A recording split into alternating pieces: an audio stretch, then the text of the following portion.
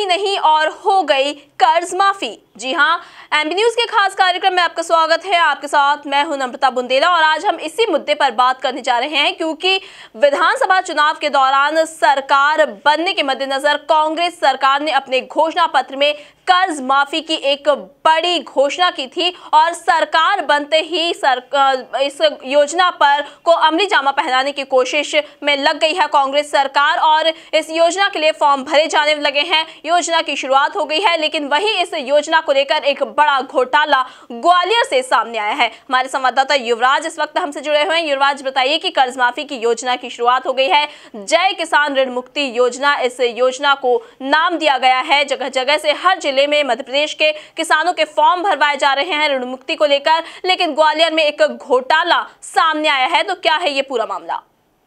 जी हाँ नम्रता, मैं आपको जानकारी देना चाहता हूं कि मध्य प्रदेश विधानसभा चुनाव 2018 को जो कांग्रेस जीती थी उसका मास्टर स्ट्रोक कांग्रेस ने ये खेला था कि जो भी किसानों ने ऋण लिया है उनका ऋण माफ़ कर दिया जाएगा और इसी मास्टर स्ट्रोक के तहत कांग्रेस ने अपना 15 साल का चुनावी वनवास समाप्त किया था। और इसी के तहत कमलनाथ ने जैसे ही सत्ता संभाली थी उसके बाद से ही उन्होंने घोषणा की थी कि किसानों का ऋण माफ़ कर दिया जाएगा और इसी के तहत किसान ऋण माफ़ी योजना की शुरुआत भी कर दी गई है। परंतु ग्वालियर जिले से एक बड़ा घोटाला सामने आ रहा है।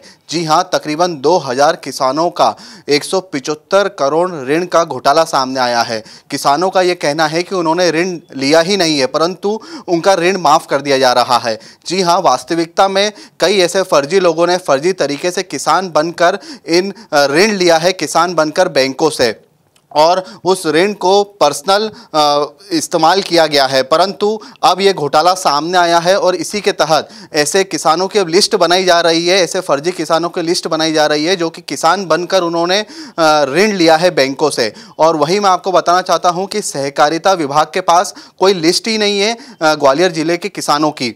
और वही जो सोसाइटी है, सोसाइटी का ना तो ऑडिट किया गया है और ना ही सोसाइटी के पास किसानों की लिस्ट है। तो कहीं ना कहीं फर्जी तरीके से लोगों ने किसान बनकर ऋण लिया है बैंकों से और वहीं इसी मिली भगत में बैंक अधिकारियों, बैंक कर्मचारी भी शामिल होने की बात कह रहे हैं। वही कांग्रेस नेताओं का यह आरोप है कि ये जो घोटाला है ये सन 2006 से लेकर 2016 के दरमियान किया गया है और तकरीबन 175 करोड़ का ऋण बांटा गया है आम व्यक्तियों को जो कि किसान ही नहीं है। तो कहीं ना कहीं बैंक अधिकारी और बैंक कर्मचारी भी इस घोटाले में लिप्त पाए गए हैं।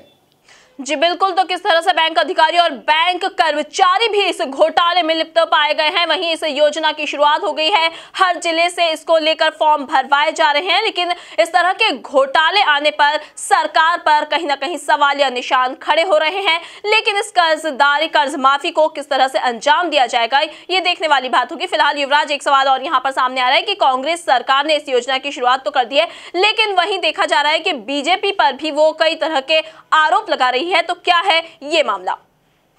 जी हाँ, निश्चित तौर पर नम्रता, कांग्रेस के वरिष्ठ नेताओं का आरोप है कि बीजेपी के शासनकाल के दौरान ये घोटाला किया गया था और तकरीबन सैकड़ों करोड़ों की तादाद में ये घोटाला जा सकता है। वहीं उन्होंने ये भी आरोप लगाया है कि ऐसे कई फर्जी लोगों को किसान बनकर लोन दिया गया है जो कि वास्तविकता में किसान ही नहीं थे। और इसी के तहत कांग्रेस ने अब पार्टी स्तर पर एक लिस्ट बनाना शुरू कर दी है जो वास्तविक किसान है ग्वालियर जिले के, और ये जो पूरी सर्वे रिपोर्ट है ये मुख्यमंत्री कमलनाथ को सौंपेंगे। और वहीं उन्होंने बीजेपी के स्थानीय नेताओं को आड़े हाथों लेते हुए कहा है कि उनको उस दौरान जांच करवानी चाहिए थी कि किस प्रकार से घोटाला फल फूल रहा है। वहीं ऐसे भी कई किसान हैं जो कि पिछले 5 वर्षों से केस लड़ रहे हैं क्योंकि ऐसे कई किसान हैं जिनके की घरों पर रिकवरी नोटिस चस्पा कर दिए गए थे।